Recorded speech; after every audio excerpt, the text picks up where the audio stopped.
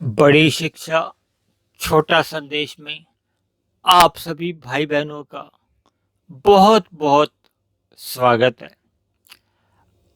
आज की चर्चा का विषय है जन्म के साथ हमने एक शब्द जोड़ा दिन और जन्म के साथ ही एक शब्द हमने जोड़ा रात। इन शब्दों के द्वारा ही मन में कुछ विचार मेरे आया है ताकि आपको इन शब्दों से ही कुछ ऐसी शिक्षा मिले जो आपके दिमाग में स्थिर हो जाए, स्थायी रूप से टिक जाए, ताकि हम परमात्मा से एक सहज रूप में जुड़ जाएं। जैसा कि आप और हम सभी जानते हैं कि हमारे बोलने में, लिखने में, कहने में, यानी कि किसी भी प्रकार के उच्चारण में भी एक जन्म के साथ दिन शब्द ही जुड़ा रहता है। यानी कि हमारे साधारण बोलचाल में जन्मदिन शब्द का ही इस्तेमाल होता है, यानी कि दिन शब्द को ही हम सही मानते हैं, जबकि हमारे उच्चारण में कभी भी जन्म रात ऐसा शब्द नहीं बोला जाता, कहीं लिखने में भी नहीं आता और कहीं पढ़ने में भी नहीं आता। यानी कि रात शब्द को हमने गलत माना है। एक सापेक्ष दृष्टिकोण से आपको समझाने के लिए, एक ज्ञान के दृष्टिकोण से देखिए, जी जो पृथ्वी पे हम दिन रात देखते हैं ना, ये सूर्य के कारण और पृथ्वी अपनी ही धुरी पर घूमती है और पृथ्वी गोल है, इसलिए ये दिन और रात दोनों का ही आना जाना बना रहता है। लेकिन मनुष्य का एक ऐसा स्वभाव है कि उसको अंधकार से भय लगता है, यानी अंधेरे में उसको डर बना रहता है। इसीलिए शाम को जैसे ही सूर्य ढलता है, यानी कि अंधकार आना शुरू होता है, तो हम सब अपने घरों की लाइटें जला लेते हैं। देखिए, जब बिजली नहीं थी तो लोग अपने घर में लालटेन या दिया, मोमबत्ती, कुछ भी ऐसे मतलब प्रकाश कर लेते थे। इसी तरह सड़कों पे भी देखिए सरकार द्वारा रोशनी की जाती है। ऐसे ही हम जितने भी वाहन रात को चलाते हैं, उसके बाहर भी रोशनी होती है ताकि हमें दिखाई दे। यानी हम सभी मनुष्यों का प्रकाश में रहना एक स्वभाव है, अंधकार से हमें भय लगता है। दूसरी बात, इस प्रकाश को हम ज्ञान के साथ भी जोड़ देते हैं। देखिए, प्रकाश में जैसे हमें सभी वस्तुएं नजर आती है ना, जैसे हमारे आंखों में तो रोशनी होती है, लेकिन अगर प्रकाश नहीं हो, अंधकार हो, तो हमें कुछ भी वस्तुएं नजर नहीं आती। इसी तरह जैसे ही हमें ज्ञान रहता है, तो ज्ञान में ही हमें बोध रहता है कि हमें अपने जीवन में क्या करना चाहिए और क्या नहीं करना चाहिए। देखिए, सभी मनुष्यों का एक स्वभाव है ना कि हम सदा सुख प्राप्ति के लिए ही कर्म करते हैं और दुख की निवृत्ति के लिए कर्म करते हैं। ये भी हम सभी मनुष्यों का एक स्वभाव है और सभी मनुष्य ज्ञान में ही रहना पसंद करते हैं। अज्ञानता किसी को भी पसंद नहीं है। देखिए, हम अपने बच्चों को जैसे ही 2 3 4 साल के हो जाते हैं तो हम उनको शिक्षा के लिए स्कूल भेजते हैं ना, फिर बड़ी शिक्षा कॉलेज में, ऐसे मतलब हम अपने सभी बच्चों को भी शिक्षित देखना चाहते हैं, ज्ञान की स्थिति में देखना चाहते हैं और हम स्वयं भी ज्ञान में रहना चाहते हैं, क्योंकि ज्ञान की स्थिति में ही हम अपने जीवन को सुखमय बना सकते हैं, आनंदमय बना सकते हैं और मिले हुए दुखों से निवृत्ति पा सकते हैं, छुटकारा पा सकते हैं। ये शास्त्रों में ही 3 ही तत्वों की चर्चा है, एक प्रकृति, दूसरा आत्मा और तीसरा परमात्मा। चौथा कोई तत्व ही नहीं है। देखिए, प्रकृति में ये 3 गुण नित्य बने रहते हैं, तमोगुण, रजोगुण और सतोगुण। तमोगुण को अंधकार माना जाता है, अज्ञानता में लिया जाता है। रजोगुण को क्रिया में लिया जाता है, जिसके द्वारा हम कर्म करते हैं, और सतोगुण को ज्ञान से लेते हैं, हम प्रकाश से जोड़ देते हैं। देखिए, ये जो ज्ञान की बात आती है ना, ये जो भौतिक ज्ञान है ना, अब जैसे कंप्यूटर का ज्ञान है, मोबाइल का ज्ञान है, या विभिन्न प्रकार के भी ज्ञान है, उस ज्ञान में निरंतर सुधार होता रहता है। जबकि आध्यात्मिक ज्ञान जो शास्त्रों में बताया गया है, उसका भूत, वर्तमान या भविष्य नहीं होता, यानी कि वो तीनों कालों में एक सा बना रहता है। आध्यात्मिक शास्त्रों का जो ज्ञान पहले था वो आज भी है और भविष्य में भी वही रहेगा। उसको हम कभी असत्य सिद्ध कर ही नहीं सकते, इसीलिए इस ज्ञान को सत्य कहा जाता है।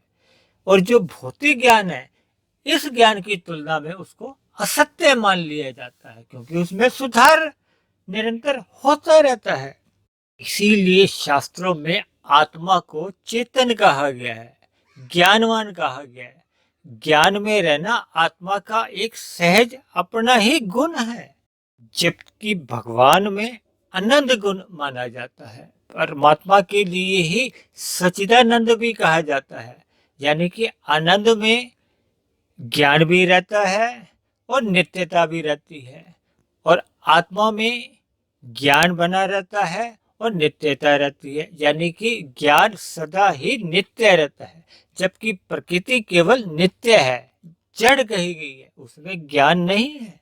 ये जो प्रकृति आप और हम हमारे देखने में जो क्रियाएं होती नजर आती है ना, ये परमात्मा की ब्रह्म शक्ति द्वारा होती हुई दिखाई देती है। जबकि परमात्मा के लिए परम चेतन शब्द कहा जाता है, आनंद शब्द कहा जाता है, यानी कि परमात्मा परम चेतन के साथ साथ आनंद स्वरूप है। परमात्मा को पाकर ही आत्मा भी आनंदमय हो सकती है। जबकि प्रकृति की ओर अगर हम रुख करते हैं तो प्रकृति तो जड़ है, चेतन रहित है, यानी कि अंधकार में ही है। इसीलिए मैंने अपने वीडियो की जो स्क्रीन पे जन्म के साथ दिन शब्द को सही माना है और रात शब्द को गलत माना है।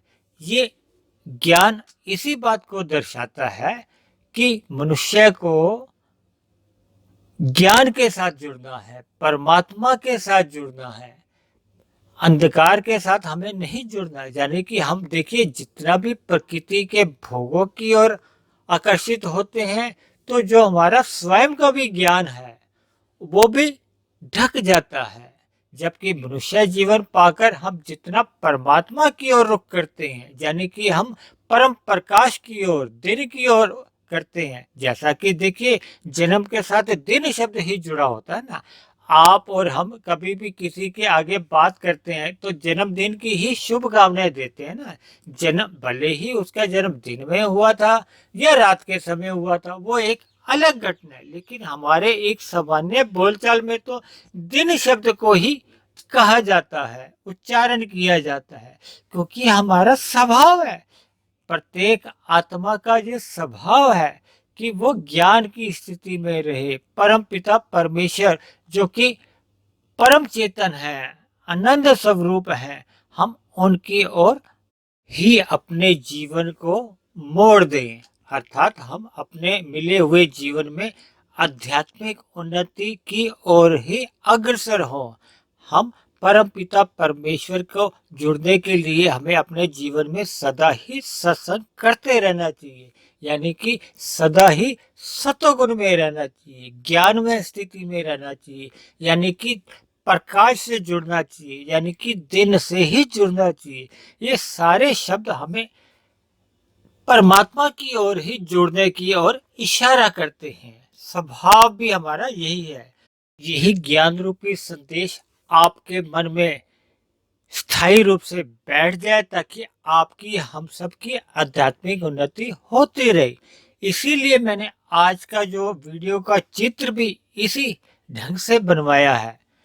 दूसरी एक और विशेष बात, क्योंकि समाज में अक्सर आजकल ऐसा देखा जा रहा है कि बच्चों में नहीं, युवा में ही नहीं, वृद्धा अवस्था में भी पहुंचने के बाद देखिए, संसार में ये जन्मदिन मनाने का जो प्रचलन है, परंपरा है, इस समय बहुत ही ऊंचे स्तर पर चल रही है। तो अक्सर मेरे पास ऐसे बहुत से प्रश्न आते हैं कि क्या जन्मदिन मनाना चाहिए। तो इस बात का जो उत्तर हाँ या ना में तो नहीं दिया जा सकता, तो मैं इस पर अपने कुछ विचार क्रमबद्ध तरीके से शास्त्रों में बताए गए नियमों या सिद्धांतों के आधार को देखते हुए इस पर अपने कुछ विचार आपके सामने किसी आने वाली वीडियो पर बताऊंगा।